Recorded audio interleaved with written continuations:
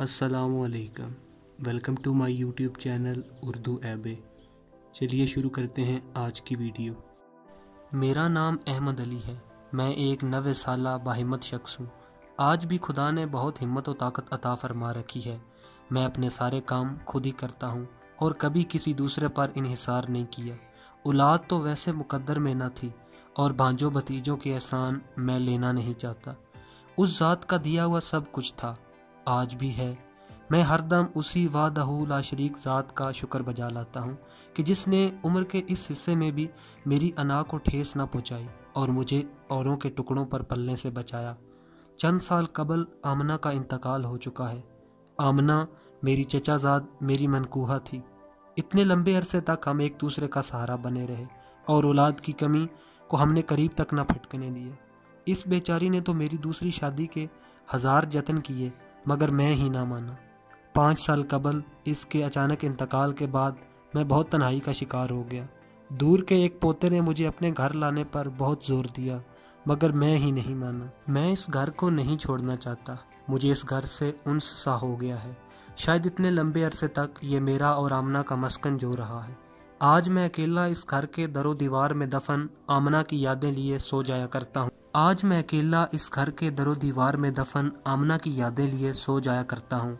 मगर ये घर हमेशा इस कदर पुरसकून तो न था, इस कदर वहशतनाक और मौत के मुतरादिफ सन्नाटा तो ना हुआ करता था।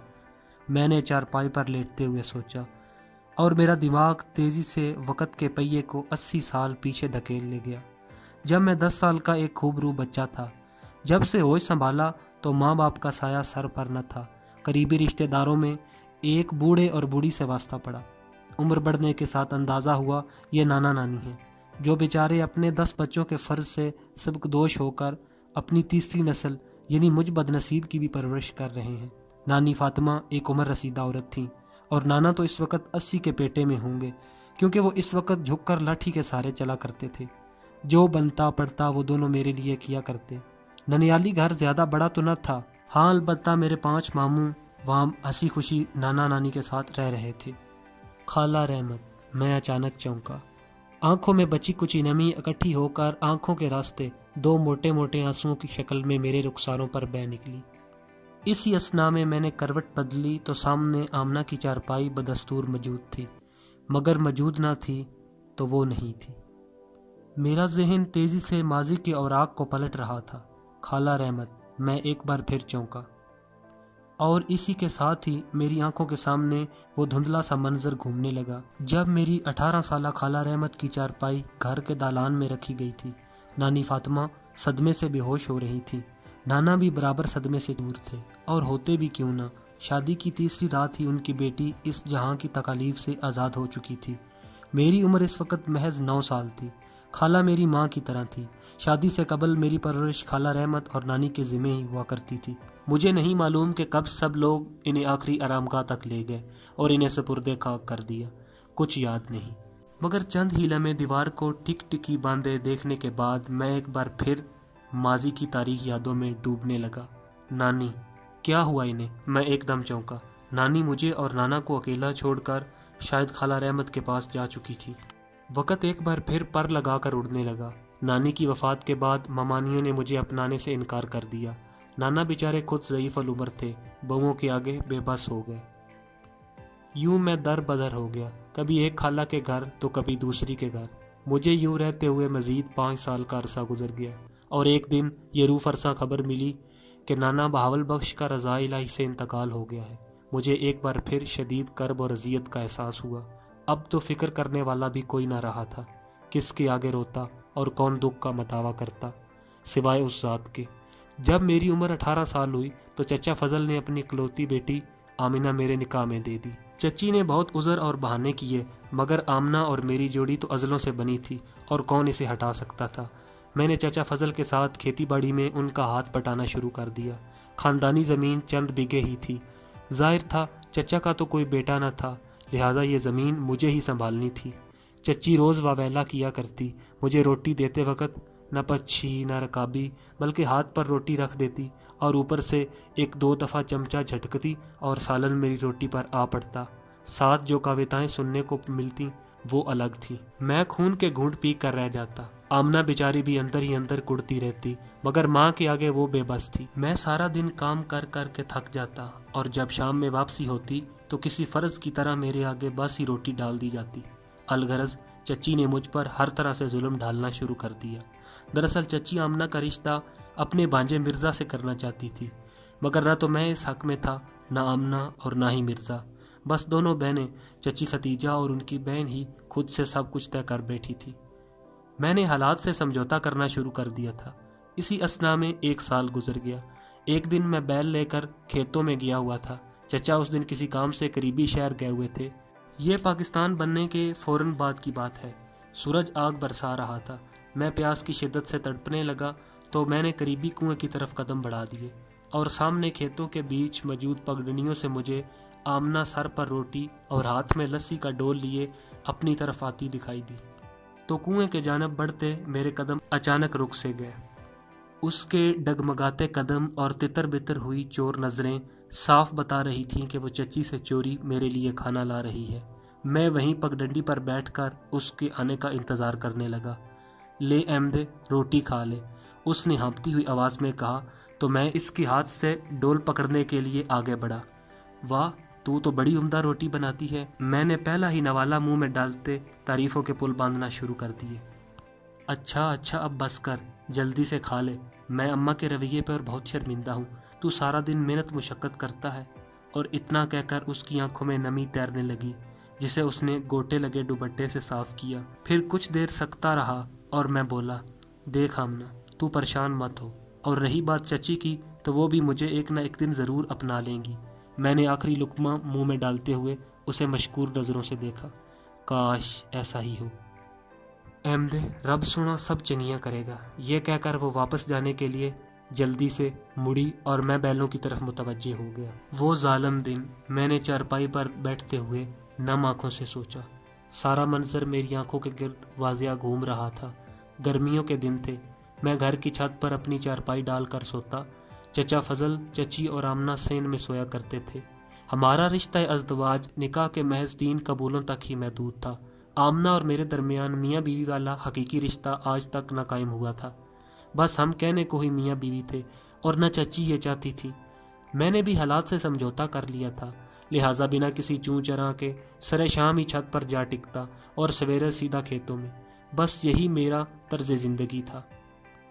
حالانکہ نئی نویلی شادی کا رنگ تو بہت پرکیف ہوتا ہے، مگر میرے اس رنگ کو گویا گرہن لگ چکا تھا۔ میری حیثیت اس گھر میں محض چچی کے ایک ملازم کی سی تھی۔ داماد کا لفظ تو گویا اس گھر کی دہلیزوں تک بھی نہ پہنچا تھا۔ ہاں البتہ چچا کبھی کبھار شفقت فرمایا کرتے۔ آخر میں ان کے مرحوم بھائی کی اکلوتی اولاد تھا، اور ان کا واحد سہارا بھی۔ زندگی کے شب و روز بس اسی طرح گزر رہے تھے کہ ایک رات وہ کچھ ہو گیا جس کے بارے میں مجھے کچھ بھی علم نہ تھا، جس کی مجھے توقع بھی نہ تھی۔ سب کچھ معمول کے مطابق تھا۔ میں سر شام ہی چھت پر جا ٹکا، اور بچپن کی ظالم اور ستا دینے والی یادیں میرے دماغ پر چھانے لگیں۔ کب میری آنکھ جا لگی اور میں نیند کی آغوش میں چلا گیا، کچھ معلوم نہیں۔ رات کے کسی پہر اچانک میری آنکھ کھلی تو میں نے ایک لمبا تڑنگا سا سایہ اپنی چارپائی سے چند گز کے فاصلے پر کھڑا پایا، اور ساتھ ہی میں ایک نسبتاً پست قد سایہ بھی تھا۔ وہ آپس میں چپکے کوئی رازدانہ بات کر رہے تھے۔ چاند کی چاندنی میں نے جو منظر دیکھا وہ میرے اوسان خطا کر دینے کے لیے کافی تھا۔ چاند کی چاندنی میں مجھے اس پست قد سائے کو پہچاننے میں ذرا بھی دیر نہ لگی۔ چچی، میرے منہ سے بے اختیار نکلا، اور میں ہڑبڑا کر اٹھ بیٹھا۔ اس سے پہلے کہ میں کچھ بھی سوچ یا سمجھ پاتا، وہ لمبا تڑنگا سا شخص ایک دم میرے بالکل قریب آ گیا، اور اس نے اپنے ہاتھ میں موجود کسی آہنی چیز سے مجھ پر ایک بھرپور وار کر دیا۔ اگر میں پھرتی نہ دکھاتا تو یہی میری زندگی کا اختتام ہو جاتا۔ تو یہ کلہاڑی تھی۔ میرے ذہن میں فوراً یہ لفظ گونجا، کیونکہ اس بھرپور وار نے چارپائی کو 2 برابر ٹکڑوں میں تقسیم کر دیا تھا۔ میں فوراً ایک طرف ہو لیا۔ وہ مسلسل میرے تعاقب میں تھا۔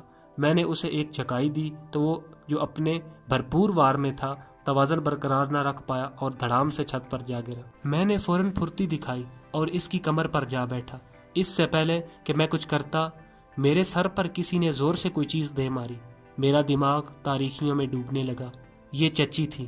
میں نے ان کا دھندلا سا عکس دیکھا اور بے ہوش ہو گیا۔ جب مجھے ہوش آیا تو گھر میں ایک اضطرابی کیفیت تھی، اور یہ کیا، میں اپنے ننیالی گھر میں موجود تھا۔ سامنے میرے بڑے ماما اصغر علی، ماموں زاد بہادر اور چھوٹے ماموں علی بخش موجود تھے۔ میرا سر سفید پٹیوں میں جکڑا تھا اور پورے جسم پر جا بجا بہت سے گھاؤ تھے۔ لیٹے رہو بیٹے۔ مجھے ہوش میں آتا دیکھ کر ممانی سکینہ نے مجھے کہا۔ آمنہ، میرے منہ سے فقط اتنا ہی نکلا۔ کہاں ہے آمنہ؟ کوئی مجھے کچھ بتاتا کیوں نہیں؟ میری بات سنو، ہم تمہیں زخمی حالت میں وہاں سے اٹھا لائے ہیں، اور رہی بات ختیجہ اور فضل کی تو وہ دونوں اس وقت کہیں جا چکے ہیں۔ اور آمنہ؟ میں نے ماموں کی بات پوری ہونے سے قبل ہی ہڑبڑا کر پوچھا۔ آمنہ کا بھی کچھ پتہ نہیں ہے، نامعلوم اس کے ساتھ کیا ہوا ہے، حال بتہ مرزا اسے ضرور پولیس پکڑ کر لے گئی ہے، اور تمہارے ساتھ یہ جو کچھ ہوا ہے جانتے ہو اسی کی بنا پر پولیس مرزا کو لے گئی ہے۔ اور ختیجہ، نہ جانے وہ لوگ تمہیں یوں مرتا چھوڑ کر کہاں گم ہو گئے ہیں، ممانی نے تقریباً چلاتے ہوئے کہا۔ خیر تو ہے، آج میری اتنی فکر انہی ممانیوں کو جنہیں میں بچپن میں ایک آنکھ نہ باتا تھا، اور آج میں نے حسرت بھرے لہجے میں سوچا۔ درد کی ایک بھرپور لہر میرے پورے وجود سے ٹکرائی، میرے سر میں درد کی ٹیسیں اٹھ رہی تھیں۔ ارے تجھے کچھ تو یاد ہی ہوگا نہ، تیرا یہ حال کس نے کیا ہے؟ میں جو اپنے خیالات میں غرق تھا، چھوٹی ممانی رابعہ کی آواز سن کر بوکھل آ گیا۔ ہاں وہ چچی، میرے منہ سے فقط اتنا ہی نکل پایا۔ تبھی میں کہوں وہ گھنی بھاگ کیوں گئی ہے؟ اچھا، مگر کیوں؟ ماموں بولے۔ پتہ نہیں، میں نے بہت ہی مختصر جواب دیا۔ یوں یہ بات آئی گئی ہوگی۔ میرا ننیال میں 3 ماہ قیام رہا۔ اس 3 ماہ میں مجھے چچی، آمنہ اور چچا کی کوئی خبر نہ ملی۔ ہاں البتہ مرزا تاحال پولیس اسٹیشن میں تھا، اس کی وہاں خوب درگت بنائی جاتی تھی۔ یہ تمام احوال مجھے اپنے ہر دل عزیز دوست فرید خان کی زبانی معلوم ہوئے تھے۔ فرید احمد مجھ سے عمر میں 3 سال بڑا تھا، مگر ایک اچھی وضاقتہ کا مالک اور خوش اخلاق انسان تھا۔ 3 ماہ میں کامل صحت یاب ہو چکا تھا۔ اب میں نے ماموں سے اجازت حاصل کی اور اپنے گھر، جہاں مجھے قتل کرنے کی گھنونی سازش کی گئی تھی، واپس پلٹ آیا۔ وقت پھر سے گزرنے لگا اور مجھے یوں رہتے ہوئے مزید 4 ماہ کا عرصہ گزر گیا۔ چچی، آمنہ اور چچا تاحال غائب تھے۔ پھر ایک دن مجھے فرید خان کی زبانی کچھ ایسا معلوم ہوا جو کہ میری دنیا اجاڑ دینے کے لیے کافی۔ اس نے مجھے بتایا کہ چچی اور ان کے بہنوئی یعنی مرزا کے والد نے چچا فضل کی چند بگے زمین کی خاطر ان کا قتل کر دیا ہے، اور آمنہ اس وقت مرزا کے بڑے بھائی کی زیر کفالت ہے۔ وہ جلد ہی اس سے نکاح ثانی کرے گا۔ یہ خبر تو مجھ پر بجلی بن کر گری۔ آخر ایسا کیسے ہو سکتا تھا؟ آمنہ تو میری منکوحہ تھی۔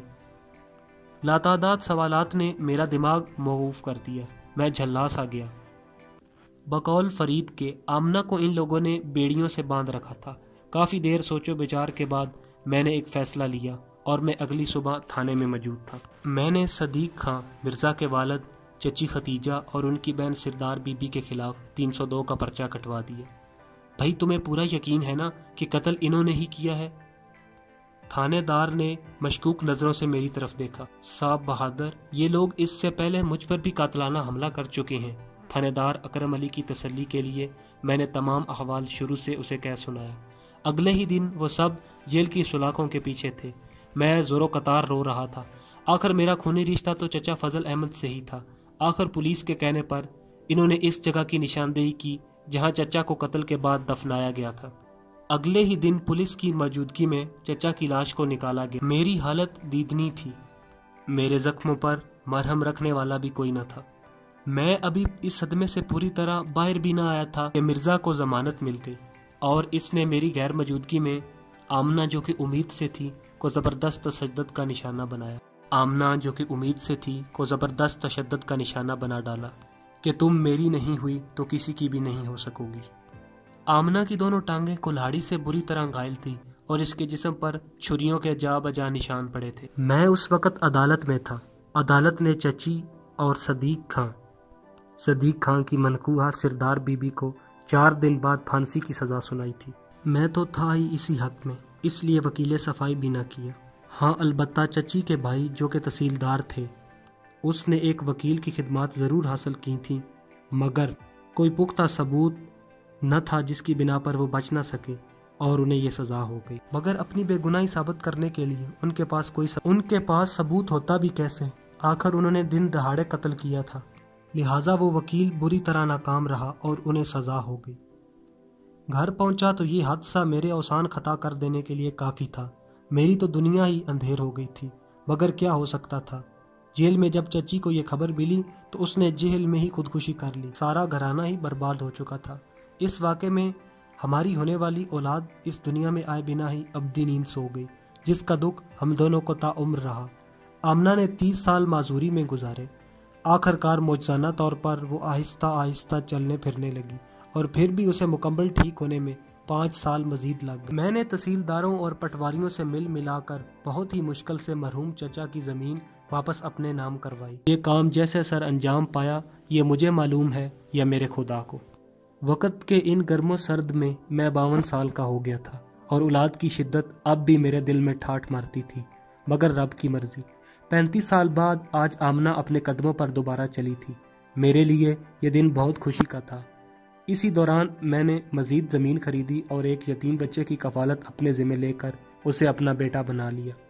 وقت ایک بار پھر پر لگا کر اڑنے لگا۔ ہم دونوں بچے کے آ جانے سے مکمل ہو گئے تھے۔ سارا دن وہ ادھر ادھر چہکتا پھرتا۔ میں نے اس کا نام علی اکبر تجویز کیا۔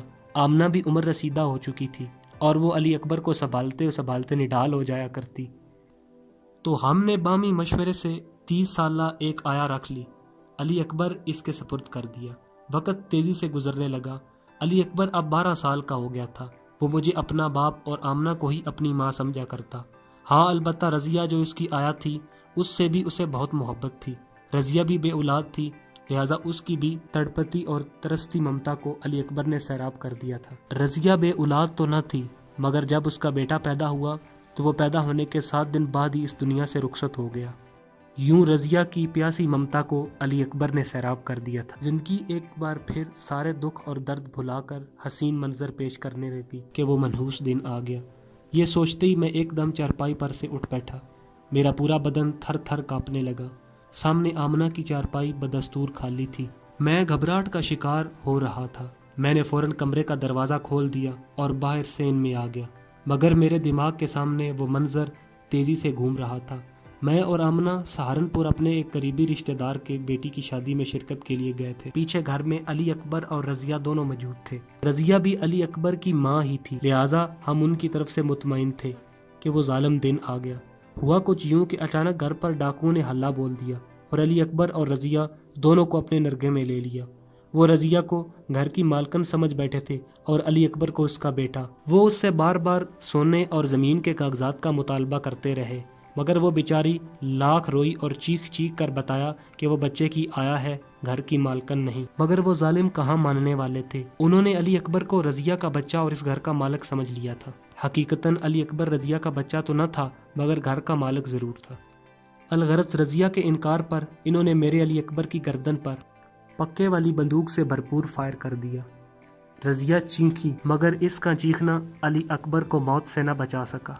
ڈاکو اپنا کام تمام کر چکے تھے، اور اپنا کام کرتے ہی وہ وہاں سے بھاگ گئے۔ اگلے دن جب یہ خبر ہم دونوں تک پہنچی تو آمنہ تو سنتے ہی بے ہوش ہو گئی۔ اس کا کوئی پرسانے حال نہ تھا۔ تقدیر نے آج مجھے اپنے سامنے گھٹنے ٹیکنے پر مجبور کر دیا تھا۔ میں جو بہت ہی مضبوط اعصاب کا مالک تھا، آج بے اختیار رو دیا تھا۔ آج تقدیر نے مجھے زندگی کا سب سے بڑا دکھ دیا تھا، اور اس دکھ کی آگ میں مجھے تا عمر جلنا تھا۔ آج بے اختیار میری آنکھوں سے آنسو نکل پڑے۔ وہ کہتے ہیں نا، وقت کا مرہم بڑے سے بڑا زخم بھی بھر دیتا ہے۔ ہم تو رو دھو کر صبر کر گئے، مگر رضیہ بیچاری وہاں مزید نہ رک سکی اور ہم سے اجازت لے کر اپنی ماں کے ہاں راشن پور چلی گئی۔ 1 سال تک سخت کرب جھیلنے کے بعد وہ علی اکبر کی یادیں دل میں سمائے ہوئے 1995 میں اس سے جا ملی۔ ہم دونوں پھر سے اکیلے ہو گئے تھے۔ ہمیں اس کی وفات کی خبر ملی۔ ہمارے سب قریبی رشتہ داروں کی نظریں ہماری 15 ایکڑ زمین پر جمی تھی، مگر میں اپنے جیتے جی یہ کیسے کر سکتا تھا؟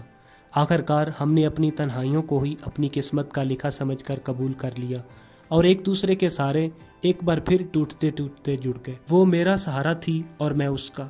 5 سال قبل آمنہ کا انتقال اچانک دل کا دورہ پڑنے سے ہو گیا ہے۔ شاید اب وہ اور دکھ نہ جھیلنا چاہتی تھی۔ یہ دکھ جھیل جھیل کے اس کا کلیجہ چھلنی ہو چکا تھا، اور اس کے صبر کا پیمانہ لبریز ہو چکا تھا۔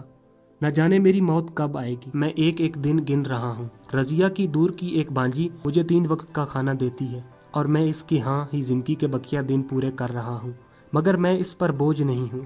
میں نے اپنی ساری یعنی کہ 16 ایکڑ زمین رضیہ کے اکلوتے بیٹے حامد کے نام کر دی ہے، اور اب وہی میرا سہارا ہے۔ خوابوں میں اکثر کبھی آمنہ اور کبھی علی اکبر اور کبھی رضیہ میرے سامنے آتے ہیں، جیسے وہ میرے ہی منتظر ہیں، مگر شاید قسمت ابھی اور امتحان لینا چاہتی ہے۔ ویڈیو کے آخر میں آپ سے گزارش ہے کہ ہمارے یوٹیوب چینل اردو ایبے کو سبسکرائب کریں اور ساتھ میں بیل نوٹیفیکیشن بھی دبائیں۔